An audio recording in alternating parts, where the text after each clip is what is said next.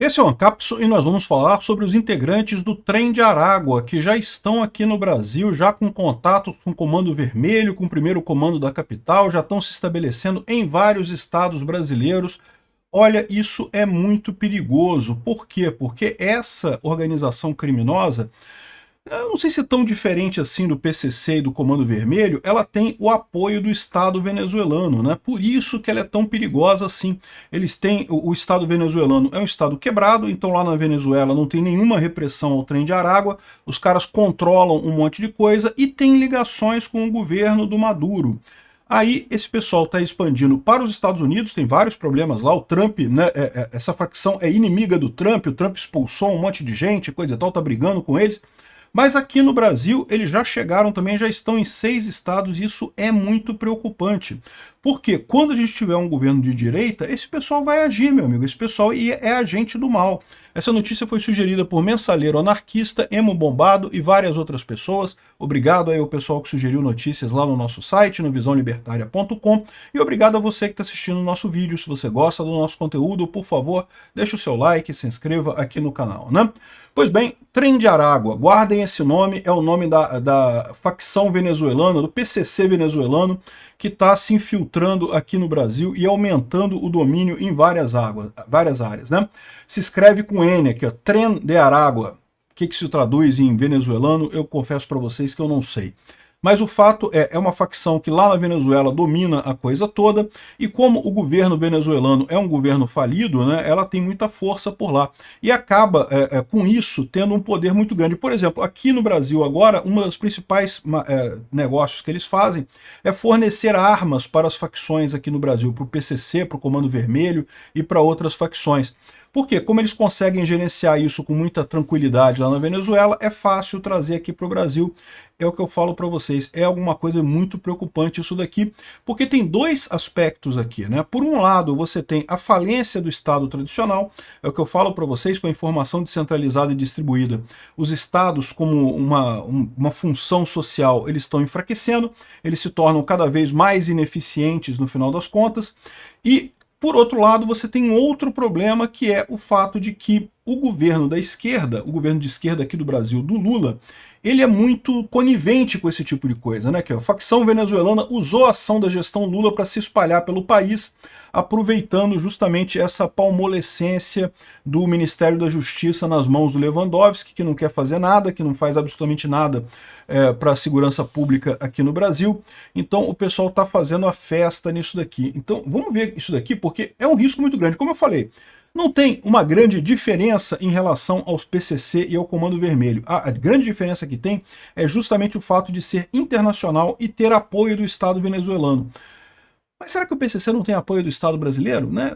O advogado dele está lá na Suprema Corte, né? O Comando Vermelho também, será que não tem apoio do pessoal da esquerda aqui no Brasil? O pessoal elogia todo mundo aí.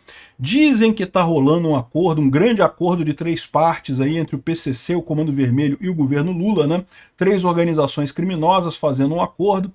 Enfim, eu não sei se é muito diferente da gente aqui não, mas o Trem de Aragua, ele já é conhecido por ser internacional. O que aconteceu, né? Com a quebra da Venezuela, um monte de gente fugiu da Venezuela para outros países, e aí o pessoal do Trem de Aragua acabou saindo também. Aliás, esse foi o mecanismo que o pessoal fez aqui no Brasil. Aqui, o Trem de Aragua, a maior facção criminosa da Venezuela, já opera em pelo menos 6 estados brasileiros, com alianças estratégicas com o primeiro comando da capital e o Comando Vermelho, que são as 2 maiores facções criminosas aqui no Brasil, né?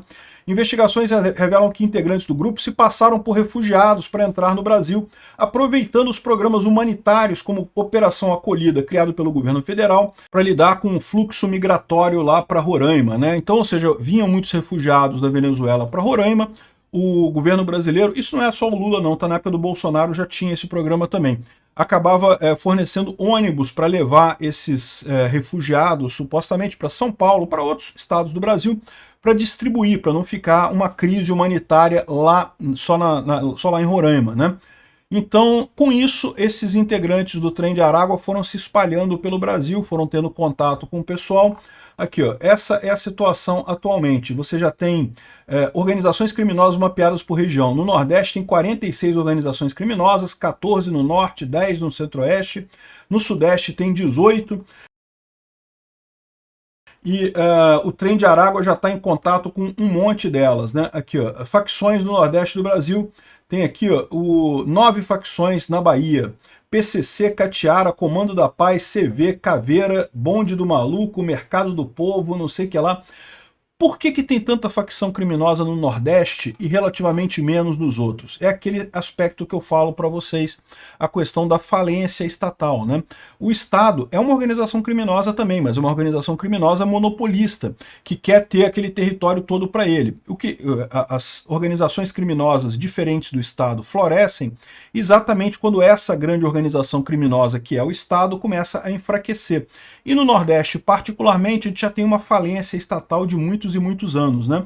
O Sudeste também tem bastante coisa. Por que tem pouco no Norte e no Centro-Oeste? Devido a ter pouca gente, pouca atividade econômica. Essas grandes facções criminosas, elas ganham muita coisa onde tem concentração de gente, né? Dá muito mais dinheiro em concentração de gente. Por isso que no Sudeste tem bastante coisa aqui. No Nordeste também muito. O Nordeste tem essa característica, embora seja uma região pobre do Brasil, relativamente pobre, né? Lógico, tem muita gente rica no Nordeste, tem muitas cidades ricas no Nordeste, mas de forma geral o Nordeste é relativamente pobre e você tem muita concentração de gente no Nordeste, então você acaba tendo essa vantagem, né? E aqui você vê exatamente esse fenômeno, né, da conivência do Estado, de ter Estado de esquerda. Governante de esquerda tipicamente é mais conivente com crime, então já permite a facção florescer e também não dá combate. O Estado é ineficiente para combater esse tipo de coisa. As facções vão crescendo no Brasil inteiro. Um monte de facção em um monte de lugar aqui no Brasil todo, né? Que fala sobre o que eles estão fazendo, como é que é o roubo, não sei o que lá. Mas o grande risco é que entrando a Trem de Aragua aqui no Brasil, essas facções brasileiras acabam ganhando uma porta para o exterior. É o que está acontecendo aqui, ó. Eles começaram em Roraima, que além de cidadãos sem nenhum tipo de vínculo com crime, os integrantes do Trem de Aragua também aportaram por lá e permaneceram lá até a atualidade. Então em Roraima tem uma presença do Trem de Aragua muito grande e eles começaram a atuar fornecendo armas para as outras facções criminosas. Então essa é a grande vantagem do Trem de Aragua, como eles são uma facção internacional e que tem o apoio do governo venezuelano, né? Entre outras coisas, também é uma facção muito violenta, tá? Eles são muito violentos, são como as marras lá de El Salvador, matam muito, é uma máfia, né? Mas isso não é o principal ponto aqui no Brasil. Aqui no Brasil, por enquanto, eles ainda não disputam territórios, tá? Ou seja, eles ainda não brigam com as facções locais porque eles não têm força suficiente para isso.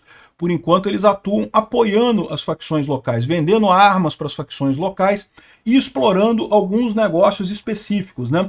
Por exemplo, o caso de prostituição de venezuelanas, né? Muita gente da Venezuela vem para o Brasil, com a mão na frente e outra atrás, muitas mulheres acabam parando na prostituição e são exploradas pelo Trem de Aragua nessas regiões, né? Então isso aqui é uma coisa muito triste, sem dúvida alguma, mas por enquanto eles ainda não batem de frente com o Comando Vermelho, com o PCC e coisa e tal, mas por enquanto é uma questão de tempo, eles vão acabar se fortalecendo por aqui, e de novo, o grande risco aqui é que esse pessoal é uma organização multinacional, eles têm acesso além das fronteiras brasileiras, e exploram muito a fronteira com Roraima, que é uma fronteira que, vamos combinar, né, não tem proteção nenhuma no Brasil. Você passa por terra indígena, você passa por um monte de localidade que não pode ter nada lá, não pode ter atividade econômica humana, e com isso a fronteira fica abandonada, os caras fazem o que quiserem por lá.